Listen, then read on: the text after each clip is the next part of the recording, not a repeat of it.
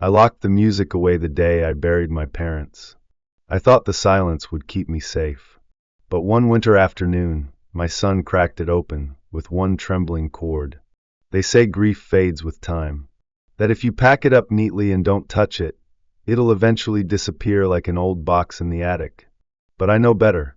Grief doesn't fade, it settles like dust on an unused piano. That piano, oak wood, ivory keys yellowing with age, sat in our garage under a sheet of canvas, untouched for more than 20 years. It was the only thing that survived the accident that didn't just take my parents, but took my music, too. After that day, I didn't play. Not even once. Not at my wedding, not when my son was born, not even when Marlene passed. That piano was sealed shut like a coffin. And then one December afternoon, I heard it. I was in the kitchen, pouring burnt coffee into a chipped mug, when the sound came. A single note, flat, unsure, and awkward. Then another. And another. Clumsy, out of rhythm, like a toddler learning to walk. It hit me like a punch to the chest. I stepped into the hallway, heart thudding. The sound was coming from the garage. The door creaked open with a reluctant moan. And there he was. Eli. My 17-year-old boy, all elbows and messy hair, hunched over the piano like he'd discovered buried treasure. His fingers hovered over the keys, uncertain but curious. He hadn't seen me yet. "What are you doing?" I asked too sharply. He jumped like I'd caught him stealing. "Sorry. I didn't know you kept a piano in here.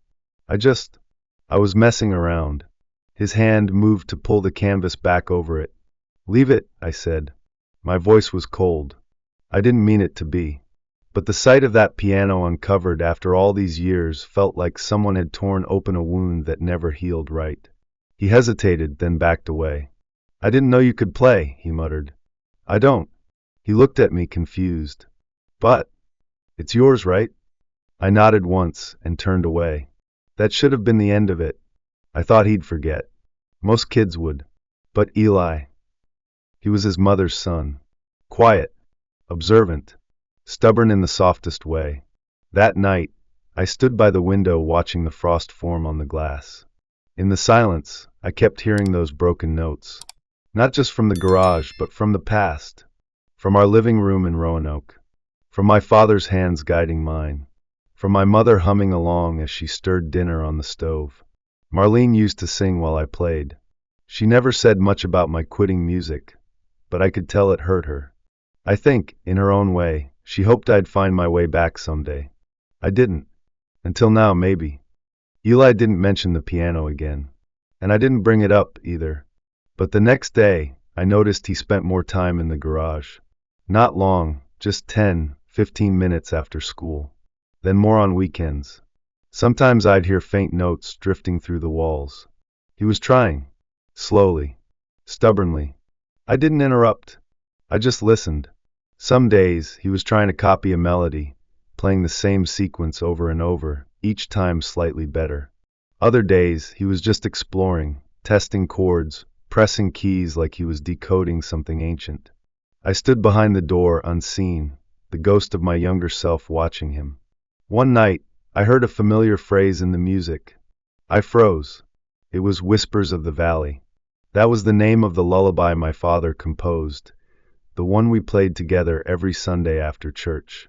It was simple, gentle, written in 3/4 time.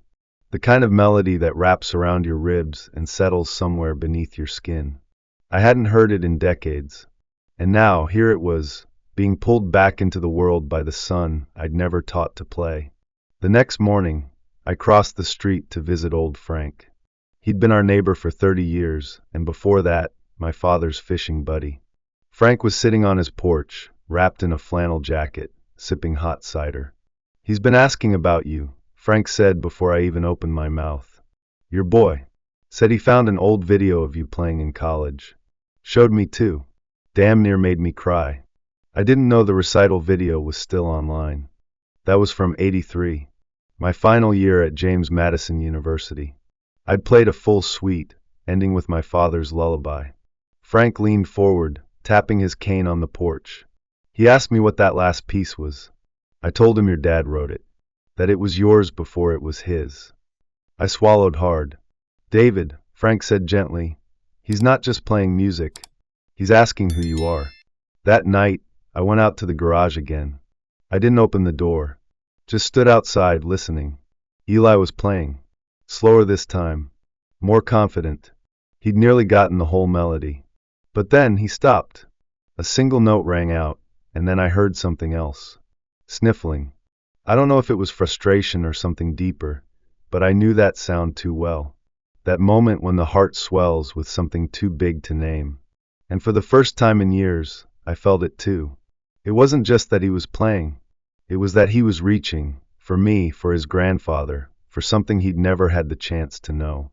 And I realized I'd spent so long trying to shield Eli from the pain of my past, that I forgot how much he needed to know where he came from. The town hall looked like something out of a snow globe that Christmas Eve. White lights strung around the columns, wreaths on every window, and children running in puffy coats as snowflakes danced in the air.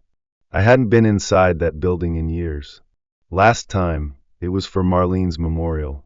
I wasn't planning on going back, but something inside me, a pull I couldn't explain, made me put on my old navy blue coat and walk through the cold.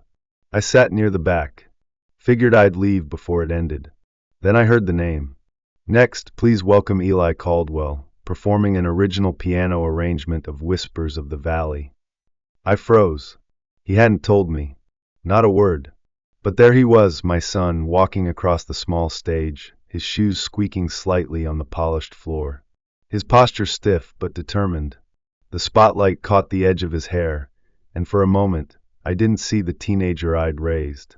I saw a mirror, a reflection of who I was before everything fell apart. He sat at the piano, took a slow breath, and placed his fingers on the keys. The first notes were soft, gentle like snow falling on pine trees. The rhythm wavered in the beginning, but quickly steadied. The melody, our melody, rose into the air. Familiar, tender, timeless. And then something unexpected happened. He changed it. He added his own chords. Variations in the middle. A new bridge section I'd never written, but somehow it belonged.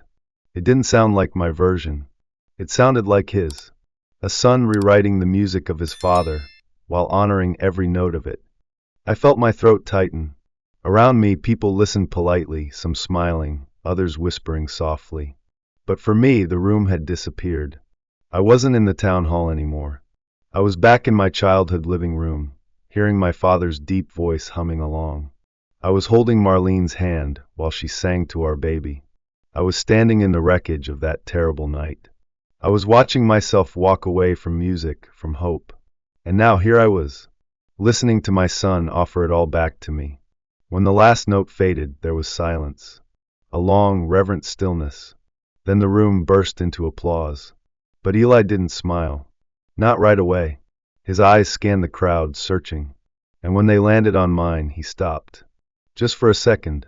Our eyes locked. He looked terrified. So I stood. I didn't clap. I didn't cheer.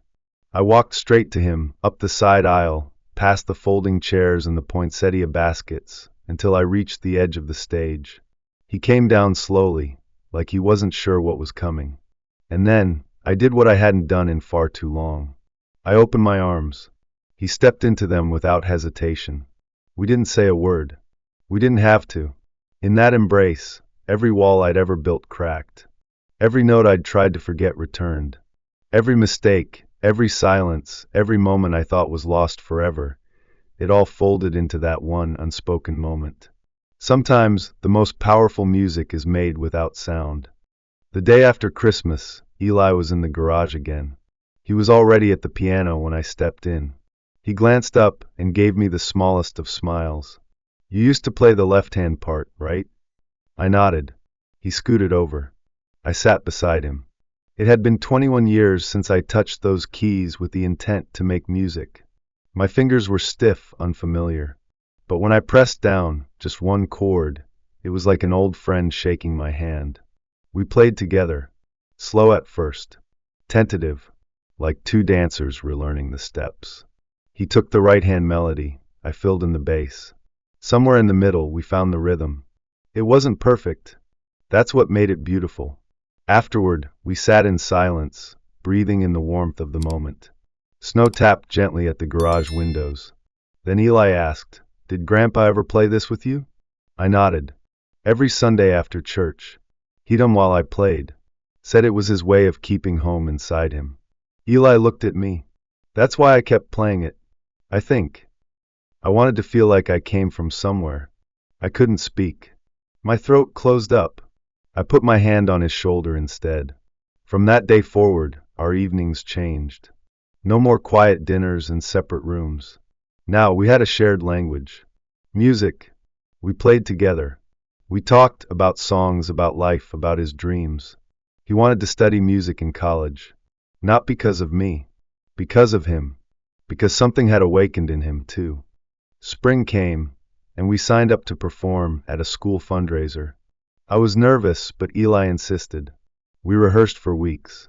We picked a medley, Whispers of the Valley, woven into a few bars of Shenandoah, a nod to the place we called home. That night, we took the stage. I wore the same coat. Eli wore a black shirt and that shy, hopeful look he always had when something mattered. We played like we meant it. When the final note rang out, the applause felt like thunder. But the real victory was the look on Eli's face. Not pride, not excitement, peace. After the performance, someone in the crowd handed Eli a phone. A friend had recorded our recital. A week later, that same recording made its way online. I didn't think much of it until one morning an envelope arrived in the mail. Inside was a letter on university letterhead. "Dear Mr. Caldwell, we came across your recent performance with your son and were deeply moved. We would like to invite Eli to audition for our music conservatory." He got in. Now, years later, the piano still sits in our garage, but it's no longer silent. When Eli comes home for the holidays, we play together. Sometimes he brings new compositions. Sometimes we just revisit the old lullaby. And sometimes when I'm alone, I still sit down. I play slowly, deliberately, with all the years in my fingers. Because that piano, once a symbol of loss, is now a testament to what was never truly gone. Music, family, legacy. I thought I'd buried them all. But my son unearthed them, note by note, and gave them back to me. Not with words, but with a song only the heart can hear.